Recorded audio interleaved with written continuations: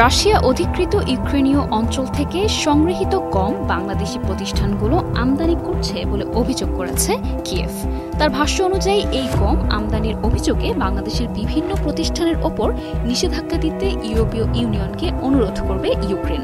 দেশটির দক্ষিণ এশিয়া ভিত্তিক একজন শীর্ষ কূটনীতিক জানিয়েছেন, ঢাকাকে একাধিকবার সতর্ক করার পরও এ বাণিজ্য বন্ধ হয়নি, যার জন্য তারা এ পদক্ষেপ নিতে বাধ্য হচ্ছে। 2014 সাল থেকে রুশ বাহিনী ইউক্রেনের দক্ষিণাঞ্চলের বিস্তৃত কৃষিভূমি দখলে রেখেছে। 2022 সালের পূর্ণমাত্রার আগ্রাসনের আগে ইউক্রেন রাশিয়ার বিরুদ্ধে গম চুরির অভিযোগ তুলেছিল।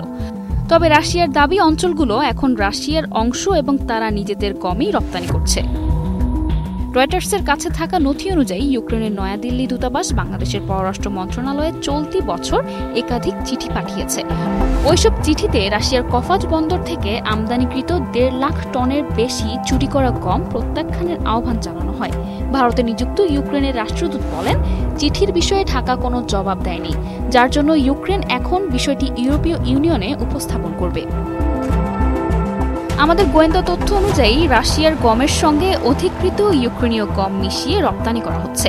বাংলাদেশের খাদ্য মন্ত্রণালয়ের এক কর্মকর্তা রয়টার্সকে বলেন, রাশিয়া অধিকৃত অঞ্চলে উৎপাদিত গম ঢাকা আমদানি করে না। বাংলাদেশ কখনো চুরি করা গম আমদানি করে না। এ পর্যন্ত ইইউ রাশিয়ার তথাকথিত ছায়া নৌবহরের অংশ হিসেবে 342টি জাহাজের ওপর নিষেধাজ্ঞা আরোপ করেছে। ইউরোপীয় ইউনিয়নের মতে এ জাহাজগুলো মস্কোকে পশ্চিমা নিষেধাজ্ঞা এড়িয়ে তেল, অস্ত্র এবং শস্য পরিবহনে সহায়তা করে। তবে রাশিয়া এই নিষেধাজ্ঞাগুলোকে অবৈধ বলে আখ্যায়িত করেছে। রয়টার্স বলছে, ইউক্রেনের দূতাবাস বাংলাদেশ সরকারের কাছে 4টি চিঠি পাঠিয়েছে। এসব চিঠিতে তারা সেসব জাহাজের নাম ও রেজিস্ট্রেশন নম্বর উল্লেখ করেছে, যেগুলো রাশিয়ার অধিকৃত ইউক্রেনীয় অঞ্চল থেকে গম পরিবহনের সঙ্গে জড়িত। এসব জাহাজ কবে রাশিয়ার বন্দরগুলো থেকে ছেড়ে এসেছে সেই তারিখও চিঠিতে উল্লেখ করা হয়েছে।